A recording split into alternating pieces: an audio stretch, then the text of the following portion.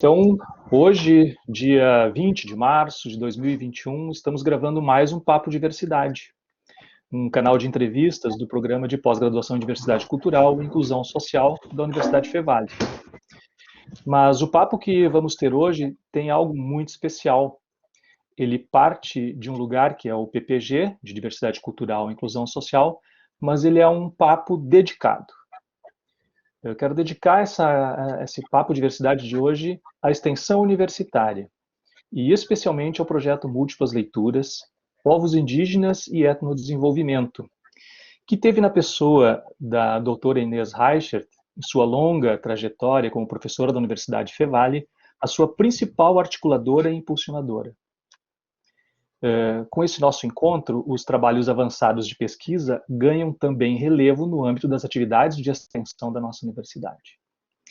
E também quero dedicar esse Papo Diversidade de hoje, especialmente aos povos indígenas, que essa semana pautam a agenda nacional com comemorações, mas especialmente com o debate crítico e com a denúncia dos ataques que a sua cultura vem sofrendo no Brasil contemporâneo. O lugar de onde partimos para esse papo é a universidade e a praxis universitária. Sabemos o quanto este lugar está longe de cumprir com a sua condição de universalidade. Ainda é um espaço de exclusão e ainda reflete uma hierarquia social que implica no não reconhecimento de vários grupos sociais, em especial dos povos indígenas e das populações negras. Tendo consciência desta condição, quero iniciar o Papo Diversidade pedindo licença aos povos indígenas para entrar em sua casa e colocar na roda de conversa o trabalho de pesquisa de 3 não indígenas. Eles não apenas foram sensíveis às temáticas indígenas, mas tiveram que enfrentar a aridez do território universitário. E isso só foi possível porque construíram relações fora dos muros da universidade, com diferentes comunidades indígenas e interlocutores dos povos indígenas. Bom, eu vou dar a palavra aos nossos egressos do PPG em Diversidade Cultural e Inclusão Social. Temos hoje aqui a professora doutora Inês Reichert, com a sua tese Tramas Indígenas Contemporâneas, Sentidos da Autoria Acadêmica Indígena no Brasil. A doutora Lucimere Dalmédico, com sua tese Diversidade e Moradias Culturais, uma avaliação pós-ocupação da aldeia indígena Caigangue de Iraí, Rio Grande do Sul. E o doutor Marshall Lauser, e a sua tese Reflexões sobre a Cultura Indígena no Ensino Fundamental, o Design e a Questão da Interculturalidade na Escola. São os 3 participantes do Papo Diversidade de hoje, mas eu gostaria de fazer referência ainda à tese de Roberta Herter da Silva, foi minha orientanda, e ela fez a tese dela sobre o direito à diferença e a sociedade de consumo, uma experiência etnográfica em Biá-Guarani da aldeia Yacanju de Santo Ângelo, no Rio Grande do Sul. Bom, chega de apresentações, vamos passar agora então aos nossos convidados e dar a eles então a palavra.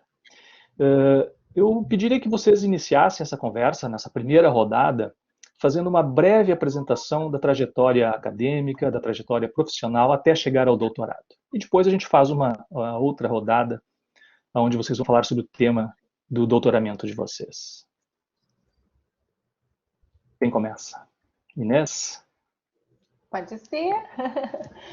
Obrigada pelo convite, professor Norberto, aqui participando na qualidade de egressa, né? E a primeira sensação assim que surgiu quando veio esse convite foi essa volta no tempo, a esse tempo de aluna, né? De ter colegas como a Lucimere e o Márcio, viver um pouquinho aqueles 4 anos, né? De café e muito suor também, né?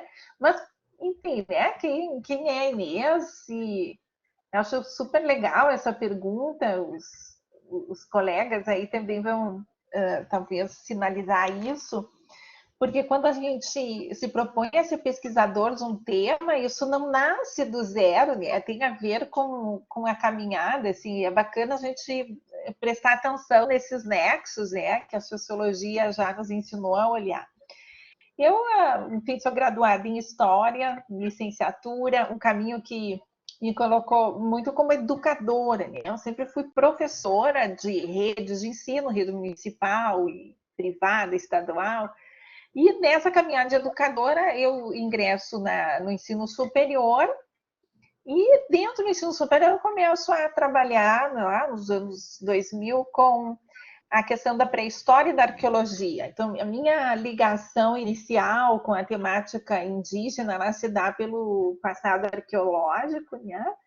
No mestrado, eu havia pesquisado a questão da diversidade na educação, mas olhando para migrantes rurais, né? A questão indígena, ela se colocou quando eu já atuava como professora no ensino superior. E no ano de 2008, a gente vai ter em São Leopoldo uma coisa muito legal que uma instituição de ensino proporcionou, que foi o primeiro curso de especialização na questão da temática indígena. Esse curso ele abriu na esteira da lei 2000 da temática indígena no currículo, né? Uma legislação de 2008, depois o Márcio vai falar sobre isso.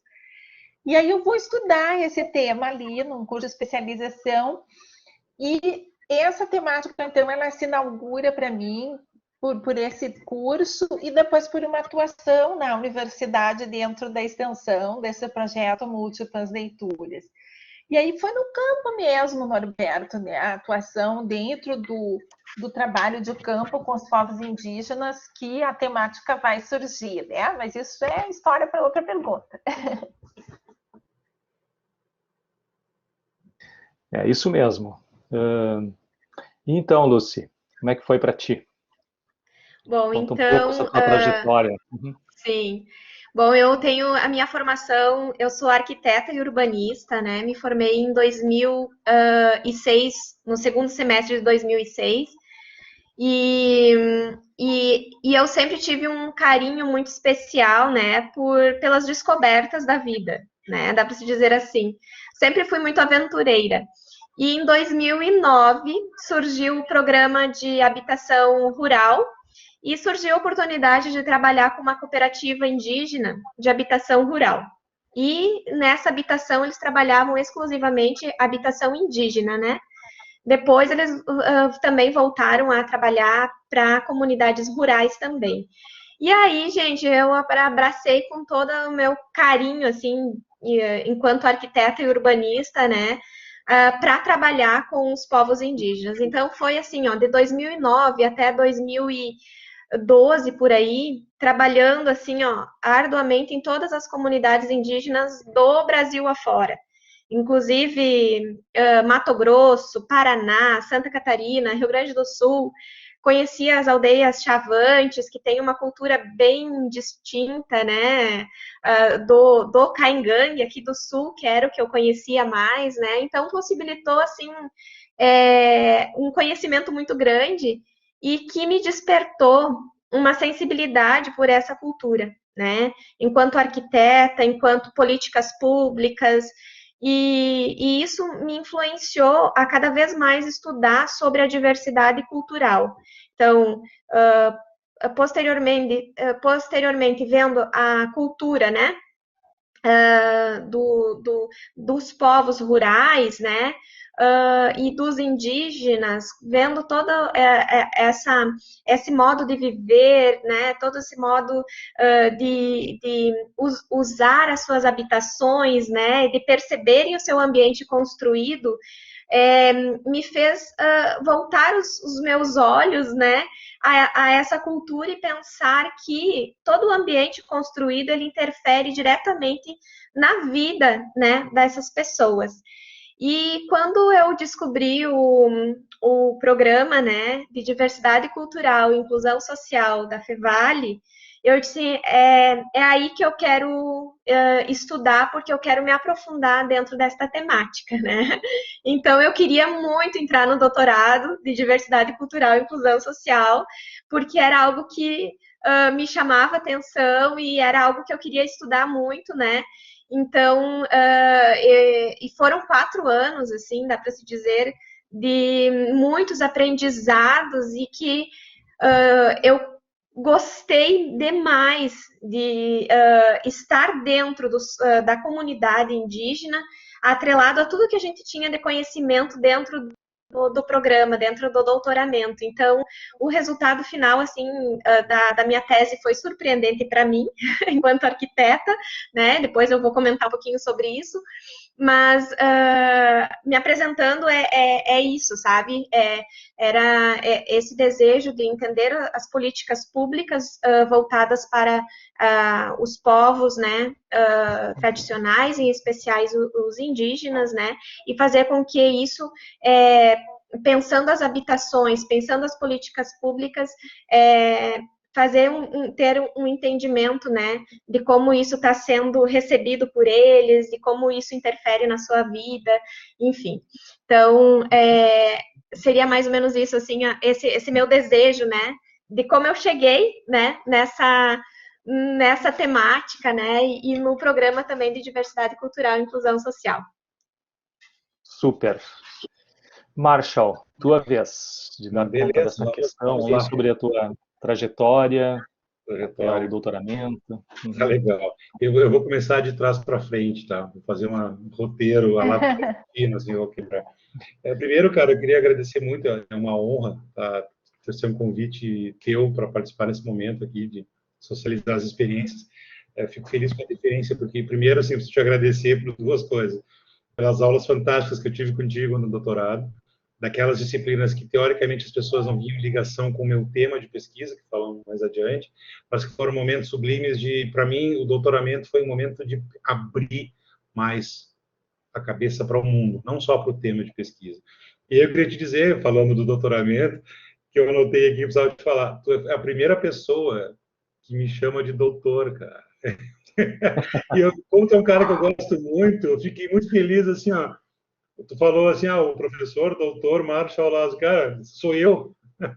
Casualmente, eu entreguei ontem, tá? Ontem foi a banca foi final de fevereiro, e ontem, sintomaticamente, no dia 19 de abril, eu entreguei ao programa a versão final, corrigida, catalogada, não sei o quê.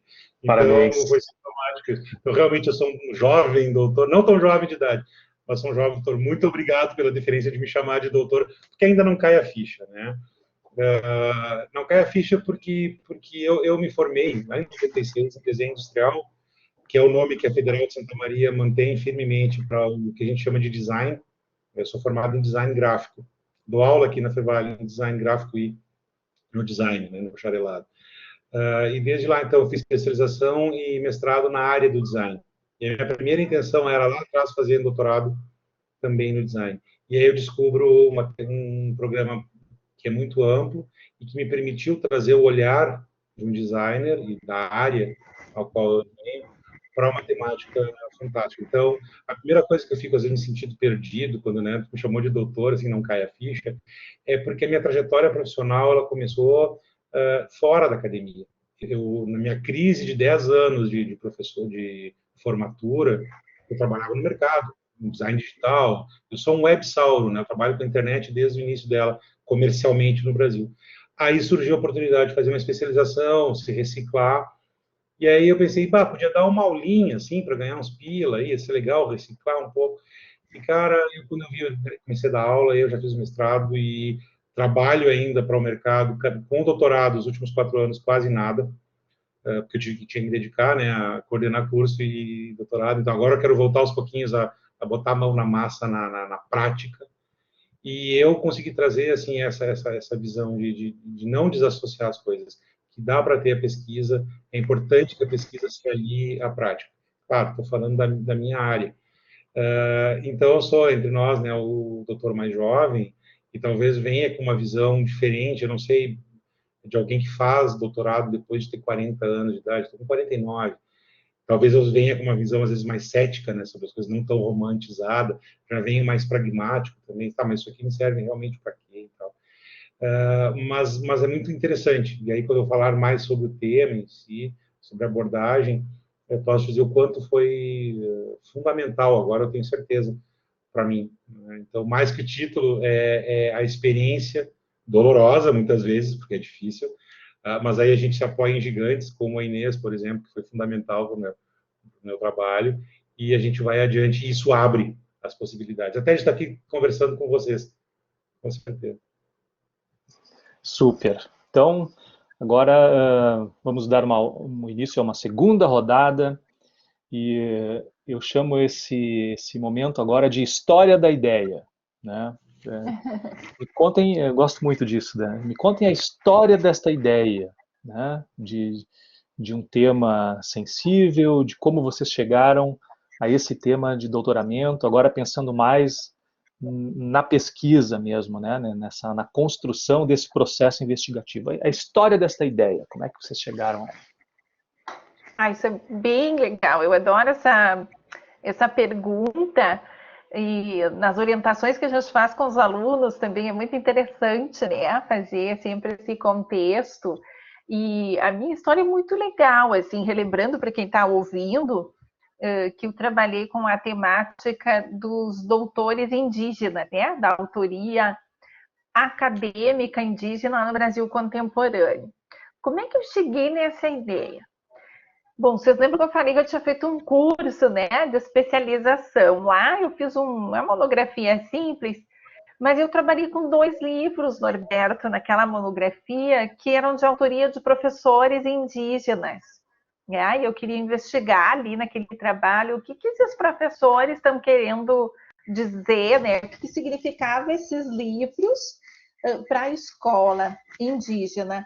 E ali, então, eu me dei conta disso, assim, que de uma categoria que era diferente, né, das nossas, porque a nossa autoria e a universidade é toda pautada em cima disso, né, a gente cita autores, a nossa autoria é muito individual, né, a autoria é um processo muito individual, embora às vezes a gente assine artigos conjuntos, assim, e ali eu vi que esses artigos eram assinados por muitas pessoas, e eu fiquei com aquilo, assim, né, era o ano de 2011, quando eu terminei. 3 anos depois, diferente da Lúcia, a Lúcia narrando antes, assim, ela já tinha um objeto, né? Eu trabalhava com os povos indígenas na extensão, mas eu não tinha um objeto, eu queria fazer o doutorado porque eu entendia que era uma forma de contribuir para potencializar, né, a luta dos povos indígenas, mas eu não tinha um objeto. Então chegou aquele fatídico mês, Norberto, que é outubro, né, quando vai começar o processo de seleção. Eu estava em Pelotas, num evento de arqueologia, eu tinha uma bebê de 2 aninhos na época. Então, para ir num evento, eu tinha que levar uma de 6, uma de 2 e o avô junto para cuidar, né, das crianças. E eu voltei do evento, a gente estava lá no Laranjal, e sentei, putz, eu tenho que escrever um negócio para entrar e eu tenho que passar. Eu quero passar. E eu tive um insight, assim, esse tema que eu enfim, depois pesquisei, defendi, foi um insight de uma noite, assim, eu acho que existe isso, né? Eu me botei a pensar naquela trajetória de estudo que eu tinha feito, né, na autoria, e aí me dei conta, assim, puxa, mas tem uma palestra que eu vi, eu fui partir de um estranhamento meu. Que palestra era essa? O cachorro vai lá. Depois ele corta aí, né? Que palestra era essa? Nesse curso que eu acho que até foi na extensão, não foi no curso, já tinha terminado o curso e aí eu fui participar de uma palestra a convite representando o projeto Múltiplas Leituras. E essa palestra era proferida por um indígena, um antropólogo, um indígena doutor. Hoje é uma grande autoridade no país, o Márcio deve ter lido, o Gerson Luciano, a gente conhece ele como Gerson Baniwa. Por que aquilo me falou tanto, né? Por que na hora de pensar num projeto eu fui lembrar disso? Porque todos nós somos constituídos por representações acerca dos povos indígenas que nos constroem também, né? Para mim, causou estranhamento ver que um indígena podia ocupar lugar de fala dentro da academia, podia ser um doutor. Eu disse, que negócio é esse? Eu nunca tinha visto. Já no curso ali eu tinha tido colegas que eram graduados, que eram professores indígenas. O indígena estava em outro lugar que eu ainda não conhecia, né, na minha trajetória, era um lugar novo, assim, na história do Brasil contemporâneo. E eu fiz essa questão para mim, assim, isso não é uma coincidência, existe algo aí para se pensar. E eu escrevi numa tacada, assim, um projeto, né, sobre essa questão, né, que significa esse doutoramento para os povos indígenas. Eu já fiz uma questão plural e eu não mudei de tema. Esse objeto ele não sofreu grandes alterações, né? Foi interessante, você vai qualificando teoricamente, lógico, né? E no campo também, mas às vezes acontece isso, né? No mestrado eu lembro, eu entrei com uma coisa e tu ali aprende tanto, sai com uma coisa completamente diferente, né? No doutorado não, né? Aquela noite que eu me sentei e eu fiz uma viagem para dentro do que tinha me causado indagação dentro da minha trajetória, e eu cheguei nesta questão. Eu acho que ela trouxe uma série de embates, né, de questões epistemológicas e éticas em relação a esse lugar de pesquisador branco, que é o que a gente vai depois discutir. Mas, assim, nesse momento, aquilo se colocou como uma questão para mim. Eu casei com essa questão e fui com ela até o final. Então, eu acho que é uma história interessante, assim, de pensar que insights acontecem quando a gente tem o campo, né? Eu já tinha uma caminhada, então acho que isso fez a diferença aí, né? Super. Lucimere, a história Que dessa legal. tua ideia de pesquisa. Você já contou um pouquinho, já deu umas palhinhas na tua apresentação, já dei, mas tem coisa aí. Então, exatamente. Ao escutar a Inês, assim, também eu tive essa... a proposta, né, do projeto, ela teve algumas alterações, sim, mas poucas, porque o objeto mesmo era esse entendimento que eu gostaria de ter, né, de como os indígenas estavam percebendo as habitações que vinham sendo executadas pelo Programa Nacional de Habitação Rural, né? Eu queria investigar esse programa, eu queria entender como que eles recebiam, se eles tinham um bom olhar com relação a isso, né? E perceber também como que a cultura, né? Ela e isso também me fez assim, ó, perceber, porque antes eu não percebia, por mais que a gente estava lá com eles dentro das comunidades, a gente não percebia o quanto a cultura ela vem se transformando e ela vem passando por processos, né? E que às vezes a gente acha que, meu Deus do céu, não está certo do jeito que está sendo, mas no final a gente se surpreende do quanto aquilo é importante para eles.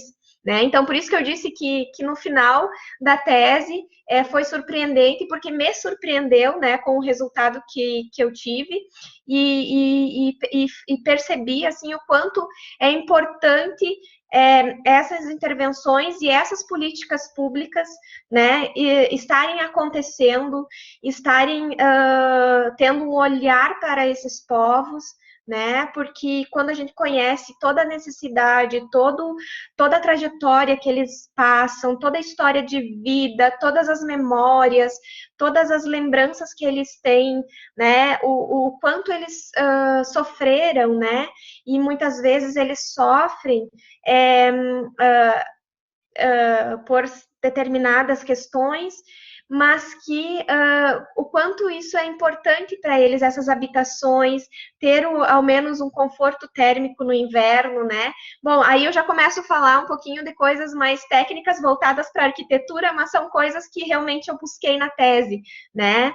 Porque aí eu percebi que eles acabaram tendo uma melhor qualidade de vida, né? E o quanto eles receberam com um bom olhar, né? Esses projetos que foram implementados. E aqueles que não receberam, o quanto eles gostariam, né, de serem contemplados com essas habitações, porque aí dentro das habitações eles conseguem ter melhor qualidade, além da melhor qualidade de vida, eles conseguem com que os filhos tenham um local de estudo, né? Eles consigam ter essa qualidade também do estudo, da saúde, né? Então, a diminuição de casos de doenças, porque aí tem saneamento, tem água potável, tem N fatores, né? Que a habitação ela vem contribuir, né? Para aquela família, né? Então, vou deixar para depois contar o restante, né? Mas eu queria entender, né? A pesquisa mesmo, e quando eu cheguei no doutoramento, entender como que esses povos indígenas eles estavam recebendo essas habitações e a forma como estavam sendo empregadas, desenvolvidas, né, estavam de acordo com a sua cultura.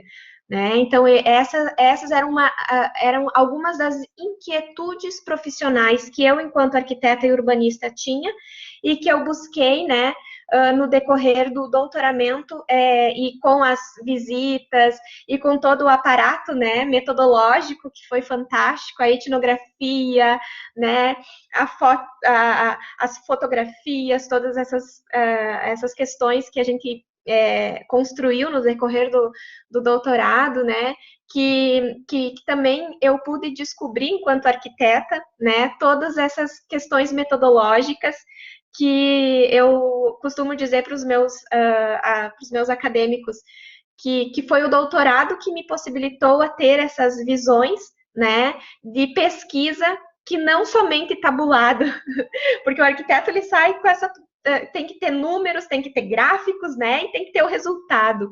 E aí, quando eu descobri a etnografia, eu me apaixonei mais ainda, né? Pela pesquisa, por esse olhar que a gente, enquanto profissional, a gente também pode ter, né?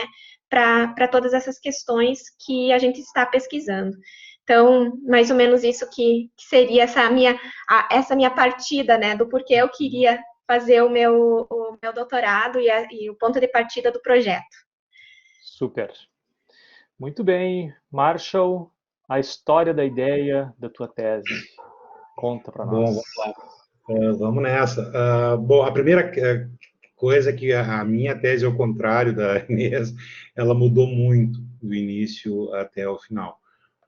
E tudo bem, eu acho que foi válido. Claro, me deu mais trabalho, no fim das contas. Em compensação, a quantidade de conhecimento que eu pude adquirir foi fantástica, porque eu pesquisei muito sobre a cultura indígena. Então, não foi em vão, né? Mas o começo do trabalho, ele tinha um viés olhando de dentro para fora, a questão indígena, temática indígena, pensando sempre que eu estou, né, dentro de um PPG, que é diversidade e inclusão. Então, eu como designer, queria fazer alguma coisa muito mais próxima do design, e eu gosto muito da área de tipografia, que é o estudo dos caracteres gráficos, né? E aí vem aquelas questões da cultura guarani, e já a cultura guarani ter, por conta dos jesuítas lá e tal, ser já codificada, ser transcrita para os nossos caracteres latinos, desde 1600. Então vem aquela mudança. Eu aprendi no colégio que as línguas indígenas brasileiras são ágrafas, né? E, na realidade, elas não são. O Guarani está lá gramatizado em 1600 e pouco. Então, era uma coisa interessante, eu queria trabalhar com os caracteres, eu vi que tinha pouca coisa no Brasil e tal. E comecei a pesquisar sobre isso, então, muita história dessa temática. E aí tu vai entrando dentro de todos os meios que tu já sabe, em certa medida, do genocídio, da exploração, de tudo que, né?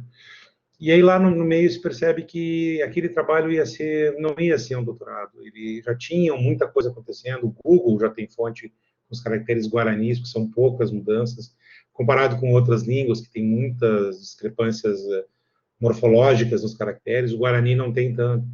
Então, o próprio Google, a Mozilla, né, todo mundo já tem, a Adobe, que é uma grande player de informática, tem já tudo pronto para a língua Guarani, até porque a língua Guarani é oficial no Paraguai, por exemplo. E aí tem uma mudança. Bom, mas eu queria continuar trabalhando com esse tema. E aí a Inês já começou a conversar comigo, já foi fantástico lá, e eu me dei conta de uma coisa, que o tema para mim era muito importante. Eu queria trabalhar com isso, mas eu não sou sociólogo, eu não sou antropólogo, eu sou um designer. Eu estava querendo me meter no meio de uma aldeia lá em Santo Ângelo, com os guaranis para melhorar a questão da inclusão por dentro, assim, cara, não vai dar certo. É muito interessante, aquela coisa que o doutorando ou que o mestrando tem, de querer abraçar o mundo e achar que vai... E aí me dei conta, mas como é que eu posso trabalhar isso? E aí foi o pragmatismo, assim, cara, eu posso trabalhar a inclusão a partir da exclusão. Então, o meu trabalho é sobre a temática indígena, mas sobre o olhar de quem exclui. Então, eu fui trabalhar com o quê? Com design e educação e tentar entender, dentro das escolas de ensino fundamental, como a temática indígena se apresentava. Porque, por incrível que pareça, né, a gente que olha de dentro acha absurdo, mas vai ver que é um cenário muito normal, ainda em 2020, a temática ser colocada de uma maneira como eu aprendi no colégio há 30, 40 anos atrás, distorcida, cheia de estereótipos e tal. E então, a nossa lógica foi trabalhar por aí. Era, por exemplo, eu entrevistei professores, fiz enquete com alunos, conversei com pesquisadores da área. Eu não tive contato direto, na minha tese, com nenhum representante indígena. Até a ideia é, assim, ter uma espécie de validação, que era para acontecer no final, que não aconteceu por questão de cronograma, pandemia no meio de tudo, não deu, de ter uma validação, sim. Mas eu trabalhei muito com contato com o Comin, né, até por indicação da Inês, então conversando com pesquisadores que trabalham lá, com historiadores que trabalham lá. Então, a temática indígena, para mim, era explicando que era um trabalho sobre indígenas sem indígenas, né? Mas o tema abre possibilidades, ou seja, eu estou falando de design, já estava vendo a educação junto, a gente foi trabalhar já aí com outras questões de tecnologia, e no fim das contas desenvolvemos uma adaptação de um material do Comin, que é para semanas indígenas, para um meio digital, que foi um protótipo, na realidade, que da tese agora já está rolando, né, aquelas reuniões lá com o Comin, para a gente já adiantar, está andando, inclusive isso, de transformar primeiro um jogo que é de tabuleiro em digital, depois a gente vai ampliar para outras ações, mas é a temática indígena de fora para dentro. Porque esse binômio, né, ele é importante ser atacado e estudado por todos os lados. Então, eu estou querendo pegar a temática por aquele que está, como nós, enfim, tendo distorções sobre. Né? A gente falava na invisibilidade, a Inês até me corrigiu, não é tão invisibilidade, mas sim outro termo, né, mais... Estou louco para falar palavrão, tem que me cuidar, sou muito desbocado. Agora eu sou um doutor, né, não posso ser desbocado. Ou agora que pode. Pode, né? Oh, maravilha. Mas é legal ver isso, assim, perceber que tu tem uma temática e não precisa ser isso. O meu erro que ia acontecer era isso. Eu queria dar um passo num terreno que a Inês me esclareceu muito na época, assim, o tempo é diferente, o espaço é diferente. Tu não está preparado para isso. Eu me dei conta, eu não estou mesmo, eu não sou, eu quero, mas eu não tenho agora o ferramental para isso. Talvez eu tivesse que estudar mais por outros meandros. Mas eu acho que o importante foi trazer, e isso que eu gostei, que eu quero disseminar, enfim, a gente trabalha muito com a questão da inclusão lá no curso de design, no curso de moda também, mas a gente tem que perceber a inclusão que não é só a inclusão de questões físicas ou cognitivas, né? A inclusão social. Tá lá. E incluir não é só trazer eles para cá, é a gente abrir as percepções.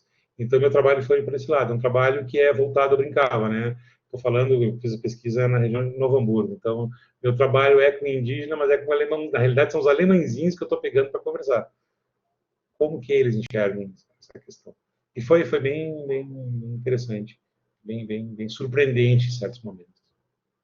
Tá sabe, Marshall, nessa tua contação de história do teu percurso, do percurso da tua pesquisa, você já entrou num tópico que eu quero conversar com vocês agora, que é justamente essa condição dos nossos lugares, né?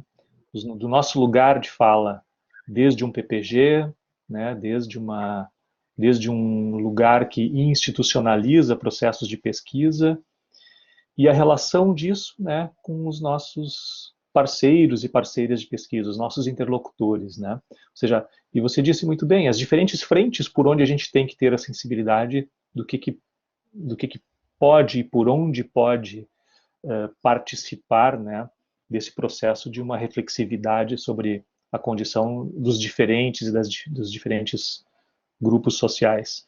Então, eu pediria, então,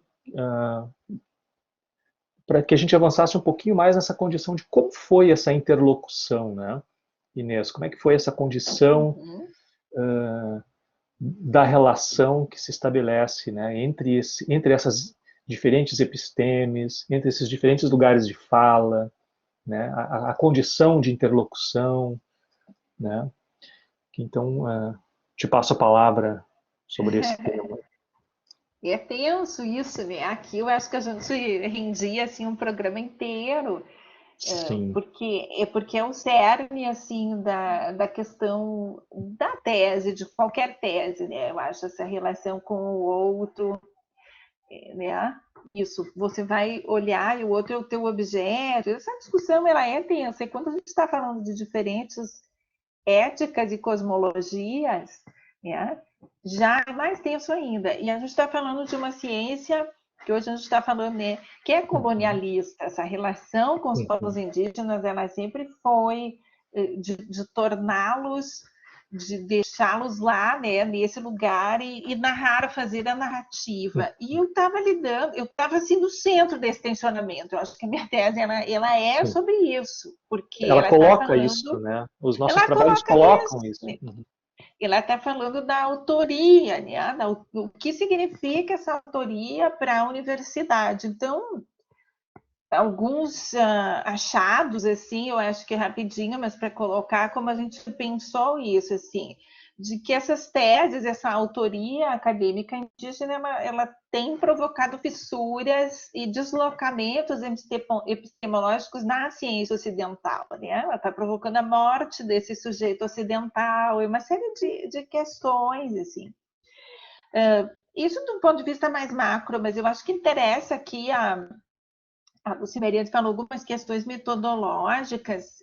Eu acho que a forma como eu encontrei esse Norberto de andar, né, nesse fio tenso, foi pensar, bom, eu estou trabalhando com um fenômeno que é sociológico, né? Eu não estava olhando uma cultura indígena, eu não ia explicar essa produção acadêmica desde dentro da cultura caigangue ou guarani. Eu desde dentro da universidade, né? Essa voz que surge de uma margem. Então eu tomei isso assim, né? Não, eu vou olhar a partir da sociologia como a ferramenta antropológica, mas eu não fiz etnologia, né? Eu usei alguns aportes assim, né? Porque é impossível também não pensar essa escrita. Então eu não tive assim uma questão de entrada no campo, Norberto, porque o meu campo era a produção acadêmica, e essa produção acadêmica ela é o Lattes, ela está disponível, né? Qualquer pessoa pode acessar essa tese e ler, né? Eu trabalhei com essas narrativas que esses sujeitos fizeram, ou seja, como eles estão se narrando, né? Nesse lugar e com quem eles estão dialogando. Então, eu usei a própria autoria, né? Poderia ter feito diferente, poderia ter feito entrevistas, por exemplo. Mas como eu estava tratando, assim, tinha muitas opções, né? Eu quero dizer que eu estava olhando para um fenômeno novo, ninguém tinha falado sobre isso, e eu entendi que olhar de forma mais abrangente, fazer um mapeamento, era um primeiro trabalho. Né? E nesse sentido também eu entendi que abrir a tese em si, né? Olhar para a escrita era relevante, né? Mais do que ouvir o que esse sujeito está narrando, né? Isso também foram materiais interessantes, mas eu dei prioridade porque eu tinha um universo grande daí, né? Eram 20 e poucas pessoas de diferentes etnias, então eu fui fazendo opções metodológicas para me aproximar, assim, quando eu vou trabalhar com as teses mesmo, né, com os objetos, eu vou afunilando, assim, eu começo com mapeamento e vou me acercando metodologicamente, me aproximando de alguns. Então, eu acho que eu não tive esse tensionamento, assim, do tipo, bom, eu tenho que entrar lá na comunidade, né? Eu tenho que pedir permissão para fundar, eu tenho que ter... Não, né? Eu estou trabalhando com a ciência e com estas vozes dentro da ciência. Eu acho que isso foi tranquilo. Mas não é tranquilo pensar que eu sou uma pesquisadora não indígena que está olhando para uma autoria indígena. E aí acontece, por exemplo, talvez deles se perguntarem por que agora que a gente ocupa esse lugar, é vocês que vêm olhar para essa escrita, né? Por que a gente, quando faz pesquisa e se torna pesquisador, é de novo objeto de pesquisa, né? Tem um tensionamento aí que eu acho que permanece. É uma tese que é citada por eles, que é lida, acho que tem um respeito, assim, mas eu acho que ela tem esse incômodo, assim, né? Fui eu que fiz a pergunta e eu trouxe essa primeira contribuição. E eu acho que eles têm respondido de outras formas, né? No debate, nas publicações, na forma como eles vão ocupando esses espaços e tensionando também, né, a universidade enquanto lugar hegemônico. Mas eu acho que tem esse aspecto de tensionamento, sim, né? Mas também muito interessante trabalhar com um tema que é novo, né? É um fenômeno novo. E isso eu acho que já é, por si só, assim, bastante borbulhante, digamos assim, né? Sim, uma efervescência de possibilidades, né? Exato, exato, exato. Que você dispara com a tua escrita, desde o teu lugar, né? Desde a tua formação, que está em diálogo, né? Que está em Com diálogo, esses outros autores, né? Com essas outras autorias. Muito bem. exatamente. Lucy, a mesma pergunta para ti, os teus interlocutores, como foi a conduzir a tua pesquisa, né, nos diferentes Sim. espaços onde você Uhum. construiu aí a Então, tua tese? o meu primeiro contato, então, foi com o pessoal. Eu já conhecia todos eles, conhecia o cacique, conhecia, né? Porque a gente trabalhava sempre com eles ali. A gente já tinha executado 3 projetos distintos, né? Um projeto de habitação, o primeiro, que foi executado lá, que foi quando a gente iniciou com a execução de projetos indígenas, que era uma casa menor, depois uma casa intermediária e, por último, então, que era uma casa de 54 metros quadrados, que era uma casa com melhores recursos, que foi os últimos aportes, né, do governo federal, e que a gente já tinha executado lá juntamente com a cooperativa de habitação indígena. Né? Então, eles me conheciam, então foi uma conversa, assim, bem tranquila com o cacique, com o pessoal do posto de saúde, né? Então, muitas informações eles me forneciam, né, em função de questão de saúde, questão de melhoras, né, juntamente com o cacique e o agente de saúde, que também era um indígena, né? Então, todos os momentos em que eu entrava na aldeia, era sempre acompanhado do agente de saúde indígena, né? Que ele me levava, então, para visitar essas casas, né? Para a gente fazer a avaliação pós-ocupação, que a avaliação pós-ocupação, ele é bem sistemático, ele é análises mesmo da edificação, então a gente vê como é o funcionamento da abertura, se está funcionando a questão estrutural, se tem alguma questão bem específica de arquitetônico ali influenciando, né? Então, esse era uma questão que a gente analisou, que entra dentro da APO, a avaliação pós-ocupação, perceber identificar quais são os problemas, se tem algum problema, se não tem, né, dessa edificação. E se tem algo que eles queiram melhorar. Então, isso era a avaliação pós-ocupação, que é bem específico da arquitetura.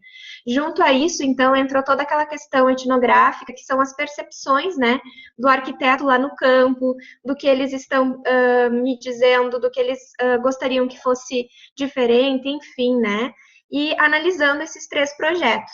Né? Então, claro que no final eles me falaram que eles gostam mais e que eles preferem, e que hoje, naquele momento da tese, eles preferiam, então, a Casa Amarela, né, que é a casa maior, que é a do último programa, então eles nomearam como Casa Amarela, que todas as casas eram amarelinhas, né, e que tem varanda, e que tem todo esse simbolismo que para eles é importante, e que foi um projeto elaborado pensando para eles mesmo, né, porque como a gente vinha desde um projeto anterior, teve o segundo projeto, então a gente foi desenvolvendo, e os recursos também da habitação, eles foram melhorando, e aí, consequentemente, a gente pôde melhorar esse projeto, né? Claro que dentro das planilhas orçamentárias, de todas essas questões que o governo federal aprovava juntamente com a Caixa, né? Para execução. E aí, a minha preocupação era, meu Deus, será que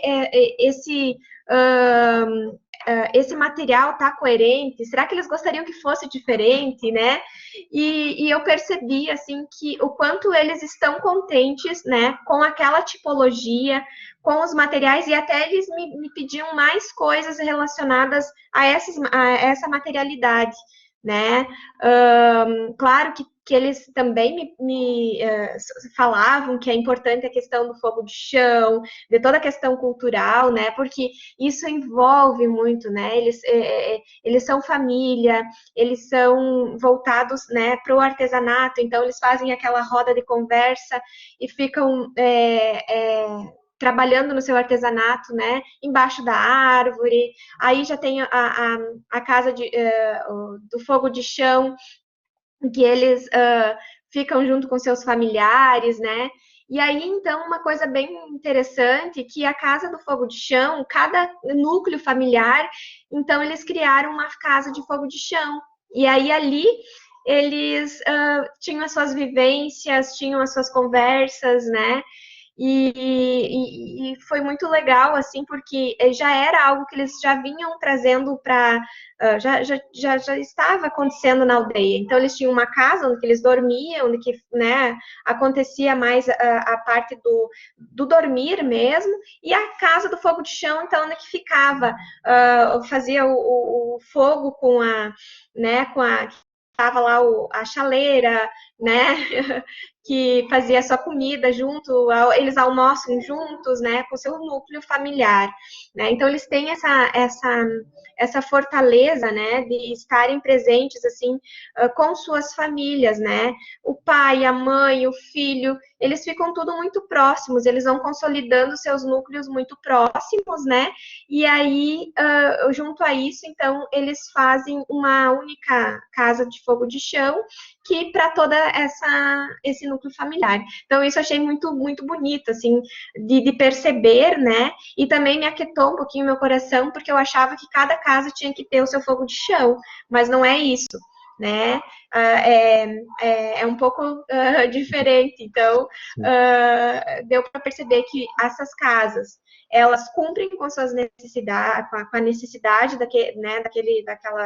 daqueles povos, melhorou muito a questão de saúde, a questão né, de doenças, e até mesmo doenças que aconteciam muito no inverno, né, das pessoas idosas ficarem muito doentes em função de gripe, infecções, enfim, que acarretava por não terem condições de ter uma casa mais quente, de uma casa que ele abrigasse melhor, né, de todas essas intempéries.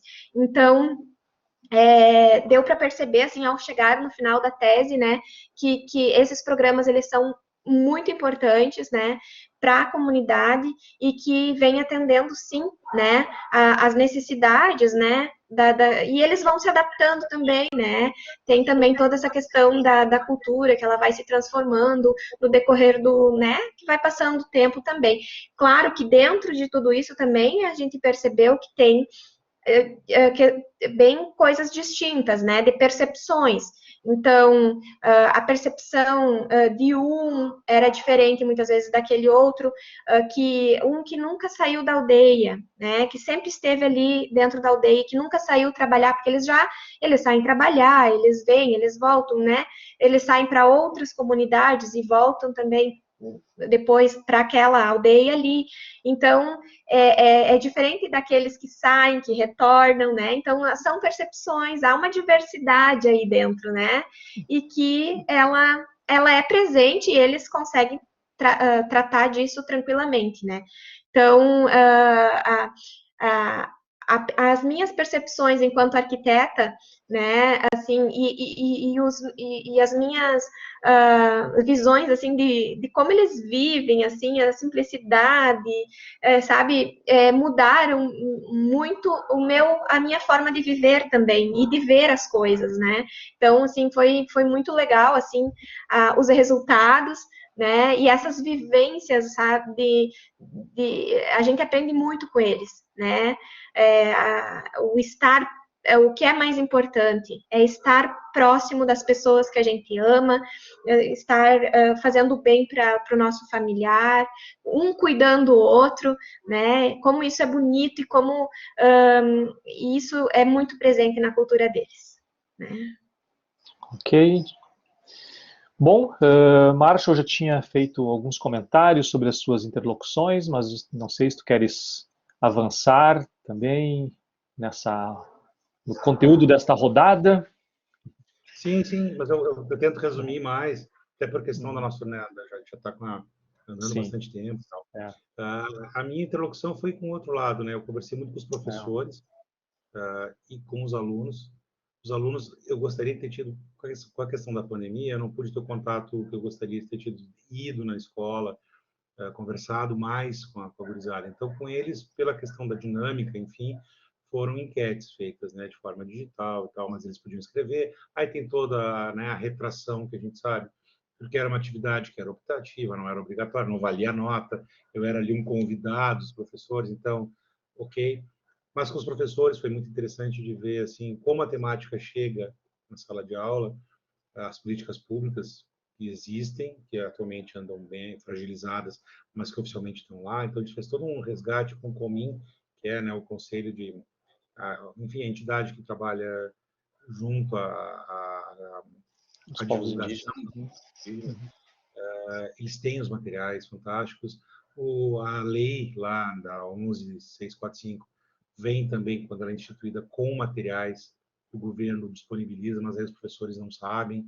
Então, eu tive a sorte de conviver ali também de forma virtual, através de entrevistas por videoconferência, de ver o quanto o papel do professor é importante por uma questão bem pessoal, de interesse pessoal.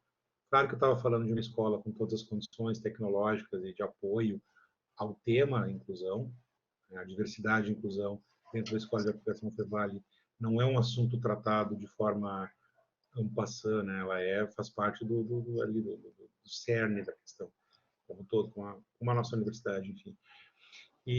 Mas deu para conversar com eles e pegar impressões de outras realidades, onde é mais difícil, onde a escola não dá tanta importância. Então, o índiozinho, né? Ainda a Inês vai ficar brava comigo, estou falando de, né, já entre aspas, o índiozinho tá de cocar, de pena, é ontem, ou perto de ontem, 19 de abril, e era isso. Né? E ainda hoje se vê isso. E aí os professores que eu conversei, são abnegados, assim, têm interesse, eles trazem documentários, eles mostram para os alunos que a temática indígena é muito mais ampla do que o dia 19 de abril, que é muito mais ampla de pensar que o indígena está no meio do mato e que ele pesca e que não sei o que. Não, ele usa celular, ele usa o computador como ele. Ele é nós. É só uma questão de respeitar e deixar acontecer a aproximação. E aí com os alunos a mesma coisa. Deu para perceber preconceito, deu para perceber estereótipos e também as aberturas, assim, pessoas, né, mais pelo meio em que vivem, tendo uma percepção mais lógica de como o assunto é tratado. Mas foi muito interessante, dá para falar horas sobre isso, mas eu não quero atrapalhar a dinâmica. Não. Mas tá, eu acho que a gente pôde fazer aqui um panorama dos trabalhos que vocês desenvolveram, né? Era um pouco mais esta a ideia. As teses de vocês, elas estão no repositório do programa, né? Então, as pessoas que tiverem interesse em fazer leitura, em ter um aprofundamento das questões, dos problemas que vocês mobilizaram, das questões metodológicas, né? E, enfim, podem acessar e fazer, como a Inês já sinalizou aqui, né?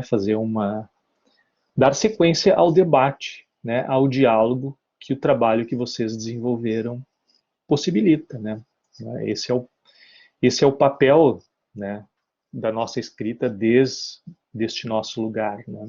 Enfim, produzir essas efervescências e esses debates. Então, eu vou pedir que vocês façam agora uma fala de encerramento, assim, de tchau, né? E ficou então colocado aqui este panorama de possibilidades. As pessoas que vão assistir o programa podem acessar as teses de vocês mais detalhadamente e contatá-las e contatá-lo caso queiram conversar mais. E então eu fecharia, né, esse nosso papo diversidade de hoje, dedicado à extensão, que está aqui possibilitando, a partir do projeto de extensão Múltiplas Leituras, este link com a pesquisa, essa ligação com a pesquisa que vocês desenvolveram, né? E também dedicado a esta semana, né, que coloca aí nas nossas agendas de uma sociedade este tema, enfim, pertinente aí à diversidade cultural.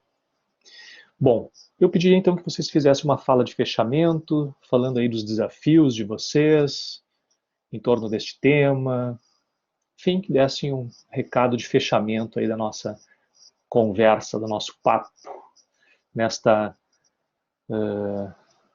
casa de fogo, é assim, Lucy, virtual, né, onde Casa de fogo de chão. casa de fogo de chão. Eu me lembro disso, eu estive na tua banca, eu achei fantástica a tua sensibilidade em trazer este elemento que, de modo geral, talvez a arquitetura mais convencional, né, passa sem perceber, né, a centralidade deste lugar. Então, nesta casa de fogo de chão virtual, né, aqui no início pedi licença para fazer, né, esta fala. Eu passo a palavra para vocês, então. Ô, Lucy, quando tu trouxe, eu lembrei na minha tese, eu fiz um paralelo assim, em termos de estilo de escrita com a arqueologia, né? Então, a primeira parte da tese era mais metodológico, era como se eu estivesse fazendo um trabalho de campo em torno desse objeto, né? A escrita acadêmica, e usando a arqueologia para isso.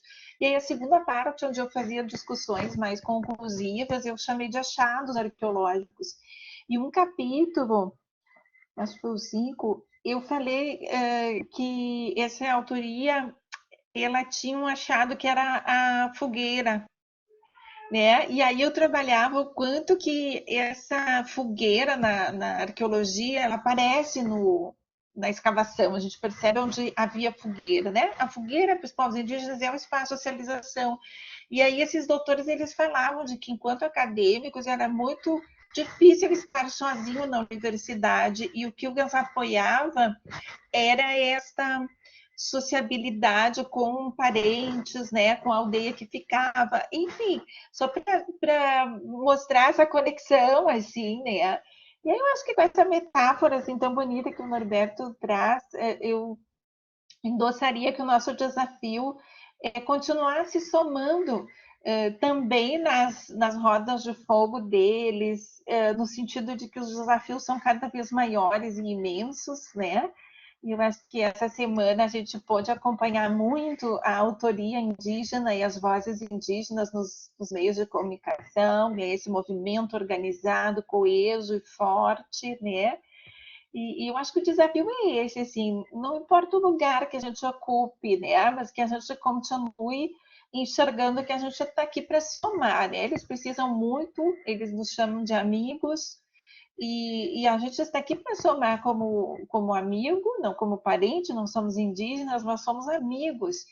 E não importa o espaço que a gente esteja ocupando, né, mas que a gente se coloque, continue se colocando ao lado, né? A tese não é um ponto final, ela é um ponto de partida.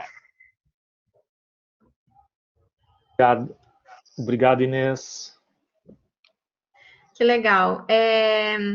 é bem legal a gente perceber, né, como estudando essas temáticas tudo se complementa, né? Realmente, o fogo de chão, eles sempre comentavam que aproxima, que é algo que é muito forte dentro da comunidade, e eles se apoiam, né? Os parentes, eles chamam, né? Os parentes, né? Da aldeia Caingangue de Nonoá, de Iraí, do Guarita, né? Que são próximas aqui, né? E que são todos Caingangue. Então, realmente, a Casa do Fogo de Chão, para eles, é bem importante. E estar ao redor do fogo de chão é algo que fortalece a sua cultura, assim, e eles sentem falta quando não tem, né? Porque uma das falas que me marcou bastante, assim, era de um senhor, né, indígena, que ele dizia: eu sinto mais falta de antigamente, que a gente ia fazer a janta todos juntos e éramos em 20 pessoas, né? A gente se visitava mais, a gente se encontrava mais ao redor do fogo de chão, né? E agora ele dizia assim, agora é mais a nossa família mesmo, né? Mas igual a família numerosa, né? Então, isso me marcou bastante, assim. E queria agradecer, né, a Fevale por esse espaço, né? E agradecer a oportunidade de estar fazendo o doutorado, né, nesse programa que, para mim, enquanto arquiteta e urbanista, mudou a minha forma de ver muitas coisas, né, e que hoje eu tenho uma sensibilidade muito maior com relação à diversidade e à cultura do que quando eu entrei, né? Então, e também a questão, as oportunidades que eu não me canso de dizer, né, que são as descobertas que foi possível ter dentro do programa de doutoramento de pesquisa, né, principalmente a pesquisa etnográfica, todas essas questões que antes eu não tinha descoberto, né, dá para se dizer assim. Eu fiz o meu mestrado em tecnologia do ambiente construído, né? E é mais técnico, é MBR, é a construção mesmo.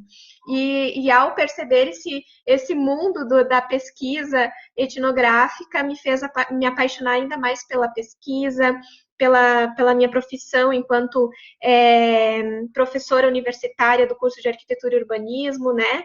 E isso me possibilitou ainda passar mais carinho e amor pela profissão, né?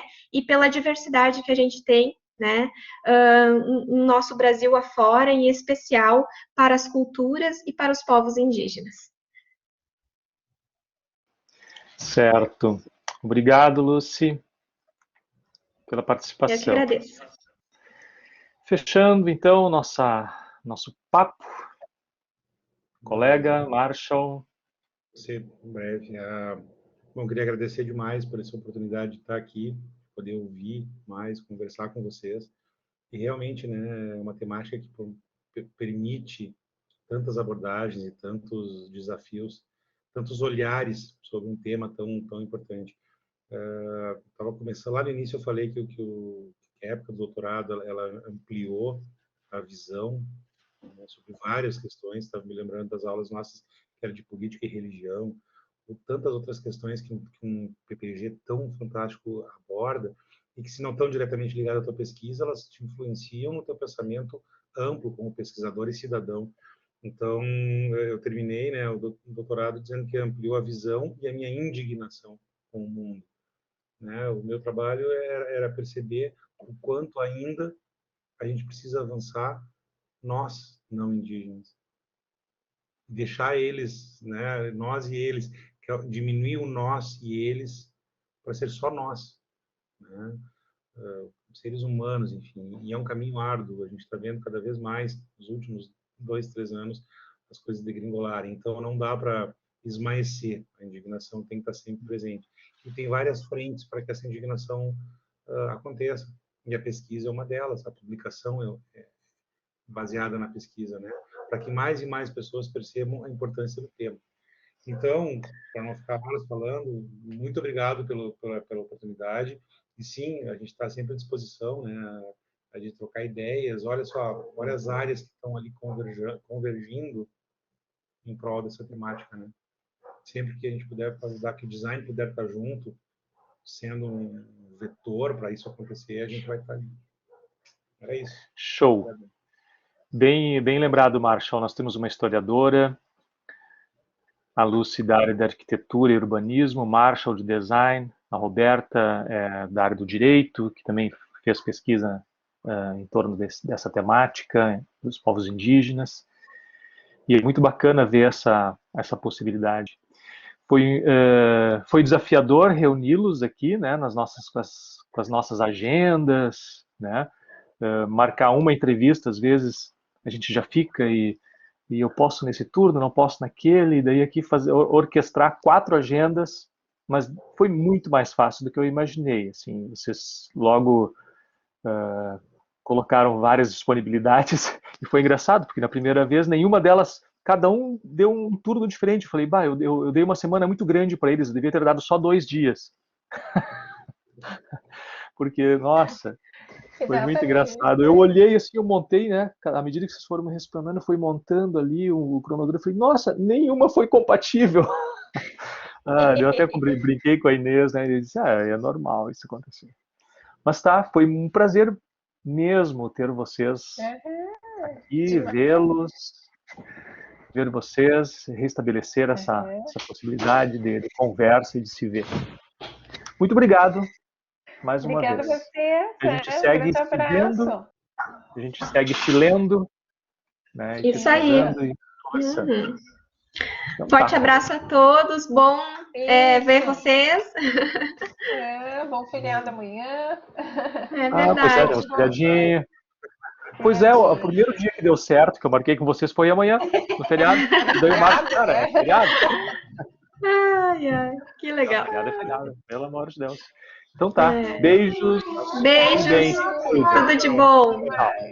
Tchau, tchau. Vamos fazer as nossas conexões aqui. Abraço.